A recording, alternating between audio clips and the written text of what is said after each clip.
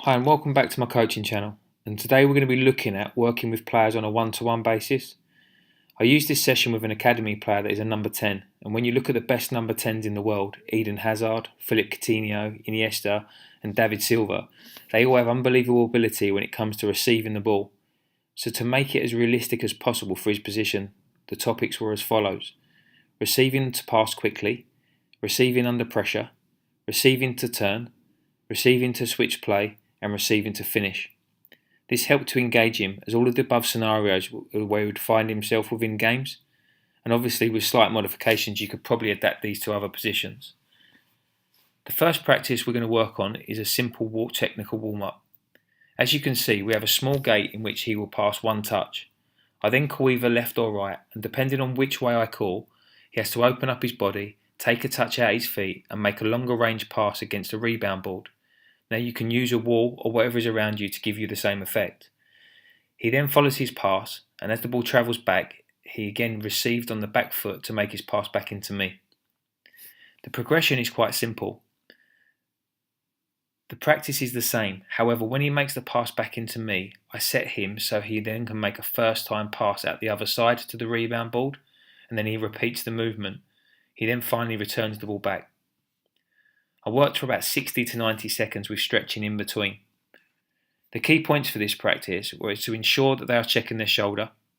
The first touch was out of the feet, so it was a fluid movement to make the longer pass. The weight of the pass, make sure that the longer pass is punched and is on the floor.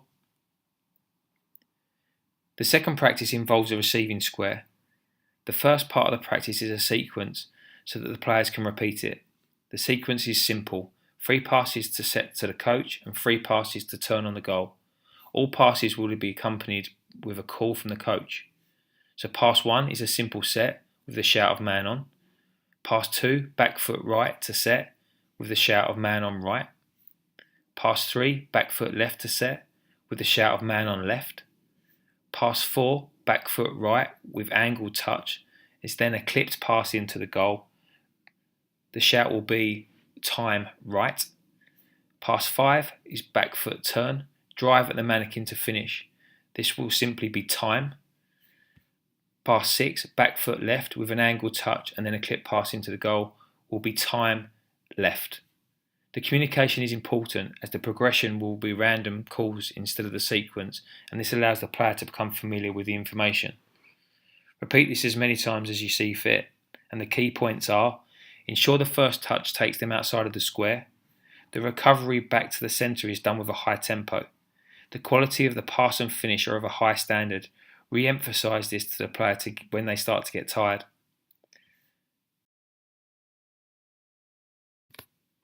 The third practice is a great challenge between you and the player, and the setup is really simple.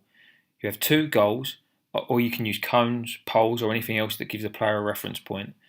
And the distance between the 2 goals will hugely depend on the level and age group of player that you're working with. This player is an under 14, so we had the goal approximately 40 yards apart.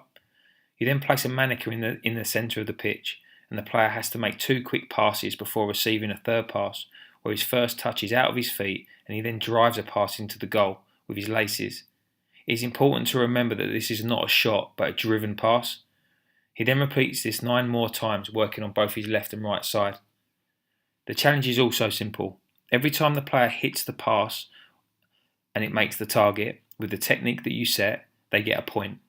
Every time they miss or the technique isn't right, you get a point. And I generally repeat the 10 shots 5 times. The key points for this practice are as follows. Keep the tempo really high. The first touch must be out of their feet. The longer pass is a driven pass using the laces, and the pass mustn't go above the crossbar. The final practice is finishing.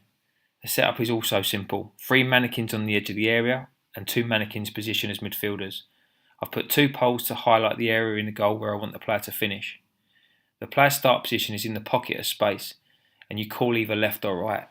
The player then moves to receive so that they can play forward. Now the first touch can take them either inside the fullback or outside the fullback. That's entirely up to them. The target for every shot is the far corner, and I've challenged the player to hit the inside netting just inside the post. Once the player has had his shot, you then play the second pass.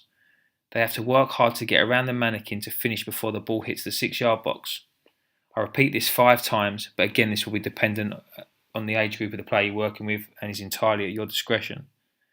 The key points are as follows: first touch to attack space, quality of finish, movement to adjust their body shape. I really hope you enjoyed the session, and remember to hit the like button and please subscribe. Thank you.